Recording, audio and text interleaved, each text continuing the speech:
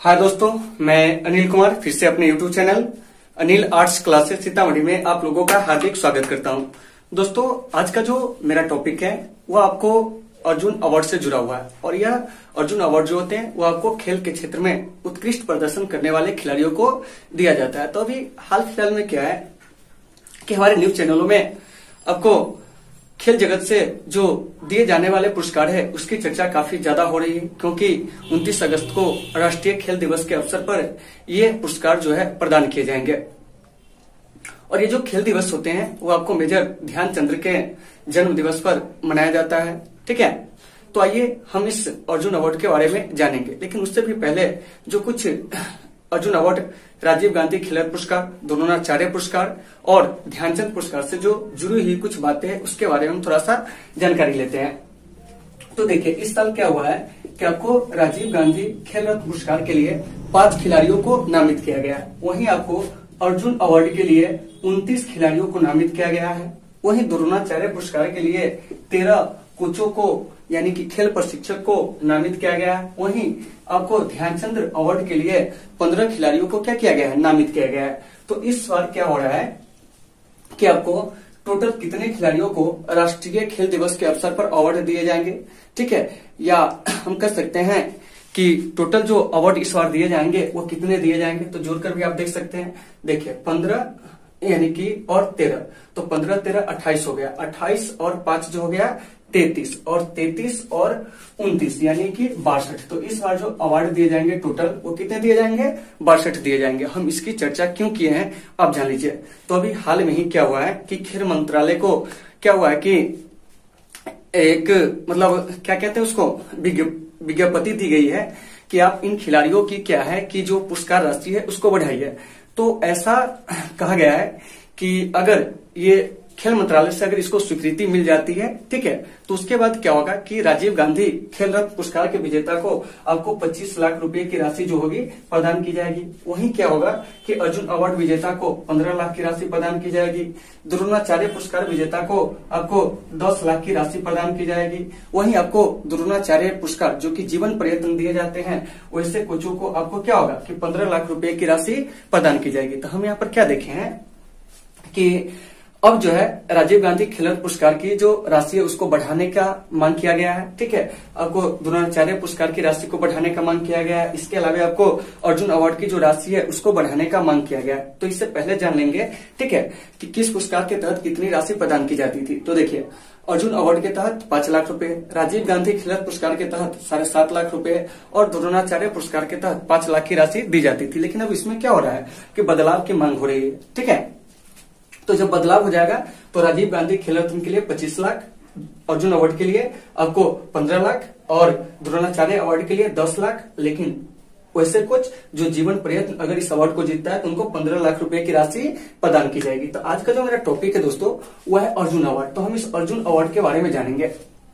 तो सबसे पहले अर्जुन अवार्ड जो दिया जाता है वो आपको वर्ष 1961 से दिया जाता है। ये चीज आपको पता होना चाहिए कि अर्जुन अवार्ड कब से दिया जाता है, वर्ष 1961 से, यानी कि इसका जो प्रथम अलंकरण वितरित किया गया था 1961 में। ठीक है, और यह वैसे खिलाड़ी को दिया जाता है जो आपको खेल में क्या करते हैं कि उत्कृष्ट प्रदर्शन करते हैं। इसके अलावा वे खेल भावना का ख्याल रखते हैं, अंतर्राष्ट्रीय मंच पर भारत का नाम जो है रोशन करते हैं। ऐसे खिलाड़ी को क्या होता है कि अर्जुन अवार्ड से सम्मानित किया जाता है। ठीक है, तो इस अवार्ड को वर्ष 1961 से भारत सरकार के द्वारा दिया जाता है, यानी कि यह किसी राज्य सरकार के द्वारा नहीं दिया जाता है। किसके द्वारा दिया जाता है, तो आपको भारत सरकार के द्वारा। ठीक है, और इसके तहत आपको 5 लाख रुपए की राशि दी जाती है और अर्जुन की जो कांस्य प्रतिमा है वो दी जाती है और इसके अलावा आपको प्रशस्ति पत्र दिया जाता है। ठीक है, तो इस अवार्ड को देने का उद्देश्य क्या है, तो सबसे पहले समाज में खिलाड़ियों के प्रति क्या हो कि प्रतिष्ठा है, इसके लिए यह पुरस्कार दिया जाता है। दूसरी बात कि खिलाड़ी जो है लगातार अपने प्रदर्शन को क्या करें, अच्छा करते रहे, इसलिए भी क्या होता है कि आपको अर्जुन अवार्ड जो होते हैं दिए जाते हैं। ठीक है, तो अर्जुन अवार्ड देने का जो उद्देश्य है वो क्या है, तो खिलाड़ियों को खेलकूद के प्रति क्या करना, उत्साहित करना, समाज में उसकी प्रतिष्ठा को क्या करना, बरकरार रखना, अर्थात समाज में उसकी प्रतिष्ठा बढ़े। इसलिए क्या होता है कि आपको अर्जुन अवार्ड जो होते हैं दिए जाते हैं। ठीक है, अब आइए अब है कि इस अवार्ड के लिए खिलाड़ी को चुना कैसे जाता है। तो देखिए, तो सबसे पहले जो करेंट ईयर है, क्या है करेंट ईयर, जैसे मान चलिए कि 2020 के लिए जिस खिलाड़ी को नामित किया गया है, तो क्या होगा कि 2020 के उसके प्रदर्शन को देखा जाएगा। इसके अलावे उसके पिछले 3 वर्षों के प्रदर्शन को क्या किया जाता है, देखा जाता है। तब चयन समिति क्या करते हैं कि ऐसे खिलाड़ियों को क्या करते हैं, चुनते हैं। क्या करते हैं, चुनते हैं। जैसे मान चलिए कि ईशांत शर्मा को 2020 में क्या हुआ है कि अर्जुन अवार्ड के लिए नामित किया गया। तो इसमें क्या किया गया है कि 2019 के भी उनके प्रदर्शन को देखा गया होगा। इसके अलावा आपको 2019 के प्रदर्शन को देखा गया होगा, 2018 का देखा गया होगा, 2017 का देखा गया होगा। ठीक है, तो ये जो अर्जुन अवार्ड चुनने वाले अर्जुन अवार्ड के लिए जो समिति होती है वह खिलाड़ियों को चुनता है। तो उसमें इस बात का ख्याल रखा जाता है कि वह खिलाड़ी पिछले 3 वर्षों में कैसा प्रदर्शन किया और उसका करंट ईयर में कैसा प्रदर्शन है, उसको देखा जाता है। ठीक है, तो इस पुरस्कार के लिए क्या होता है कि खिलाड़ियों के 14 वर्ष और पिछले जो 3 वर्ष होते हैं उसके प्रदर्शन को क्या किया जाता है, देखा जाता है। तो इसी के आधार पर इस बार क्या हुआ है कि 29 खिलाड़ियों को आपको क्या किया गया है कि अर्जुन अवार्ड के लिए नामित किया गया था। एक बार मेरे साथ थोड़ा सा आप रिकॉल कर लीजिए, ठीक है, कि किस पुरस्कार के लिए कितने लोगों को नामित किया गया था। सबसे पहले खेल रत्न के लिए क्या है कि आपको 5 खिलाड़ियों को, यानी कि राजीव गांधी जो खेल रत्न पुरस्कार है इसके लिए 5 खिलाड़ियों को, इसके अलावा आपको अर्जुन अवार्ड के लिए 29 खिलाड़ियों को, द्रोणाचार्य पुरस्कार के लिए 13 कोचों को और आपको 15 खिलाड़ियों को ध्यानचंद पुरस्कार के लिए नामित किया गया। और ये सारे अवार्ड जो दिए जाएंगे वो आपको 29 अगस्त को मेजर ध्यानचंद के जन्म दिवस पर दिए जाएंगे। इस चीज को भी आपको याद रखना है। चलिए अब आइए, अब हम बात करते हैं, इसमें कुछ नियम है। क्या है, नियम है। जैसे कि एक खेल से क्या होगा कि केवल एक ही खिलाड़ियों को यह अवार्ड दिया जाएगा। लेकिन कभी कभी क्या होता है, जैसे मान लीजिए कि हम भी क्रिकेट खेलते हैं, क्या करते हैं, हम क्रिकेट खेलते हैं, ठीक है, महिला में भी कोई अन्य क्रिकेट खेलता है, उनका भी प्रदर्शन काफी अच्छा है। जैसे मान चलिए कि क्या हुआ कि ईशांत शर्मा क्रिकेट में अच्छा प्रदर्शन किए, तो इस बार क्या हुआ कि ईशांत शर्मा को भी नामित किया गया। लेकिन वहीं अगर क्या हो जाएगा कि आपको क्रिकेट में, महिला क्रिकेट में मान चलिए शेफाली वर्मा काफी अच्छा प्रदर्शन किया, ठीक है, तो ऐसे में शेफाली वर्मा को भी यह अवार्ड दिया जाएगा। तो देखिए क्या नियम इसका कहता है कि एक खेल से एक ही खिलाड़ियों को क्या होगा कि यह पुरस्कार दिया जाएगा। लेकिन अगर महिला खिलाड़ी होगा तो क्या हो जाएगा कि 2 खिलाड़ियों को भी यह अवार्ड दिया जा सकता है। आप याद रखिएगा कि ये जो अर्जुन अवार्ड है तो यह एक खेल से एक ही खिलाड़ियों को दिया जाता है। लेकिन अगर महिला खिलाड़ी हो तो 2 खिलाड़ियों को भी दिया जाता है। दूसरी बात है कि एक खिलाड़ी को उसके जीवन में केवल एक ही बार क्या होगा कि अर्जुन अवार्ड दिया जाएगा, यानी कि यह जो पुरस्कार है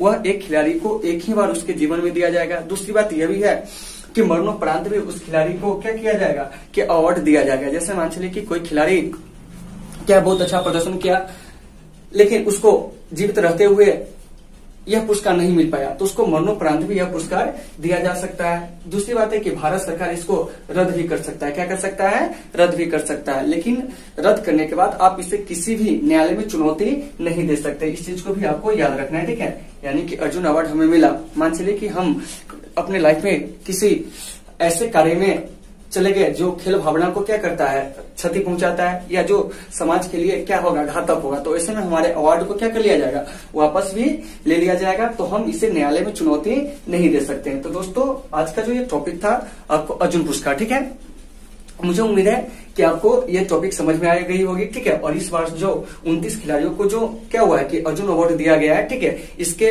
लिस्ट जो है हमारे वीडियो के अंत में आपको मिल जाएंगे, ठीक है। तो आप अंत तक इसे देखना नहीं भूलिएगा, ठीक है। तो अभी हाल का जो न्यूज आया है उसमें जान लीजिए कि इन जो पुरस्कार राशि है इसको बढ़ाने की मांग हो रही है। तो राजीव गांधी खेल रत्न पुरस्कार के तहत पहले क्या होता था, 7.5 लाख रुपए की राशि दी जाती थी। लेकिन अब क्या हुआ है कि उसको बढ़ाकर 25 लाख करने की मांग की गई है। वहीं अर्जुन अवार्ड में 5 लाख दिया जाता था तो उसको बढ़ाकर क्या है कि 15 लाख करने की मांग की गई है। वहीं द्रोणाचार्य पुरस्कार में आपको 5 लाख दी जाती थी तो उसको 10 लाख देने की मांग की गई है। लेकिन यह नियमित कोचों के लिए, और जिन्हें लाइफ टाइम अवार्ड मिलेगा द्रोणाचार्य पुरस्कार के तहत तो उन्हें क्या होगा कि 15 लाख की राशि प्रदान की जाएगी। तो दोस्तों मुझे उम्मीद है कि यह टॉपिक आपको आसानी से समझ में आ गई होगी। अगर आपको इस टॉपिक में कहीं से किसी प्रकार की दिक्कत होती है तो आप हमें कमेंट करके बताएं, हम आपकी समस्या का हर संभव समाधान करने का प्रयास करेंगे।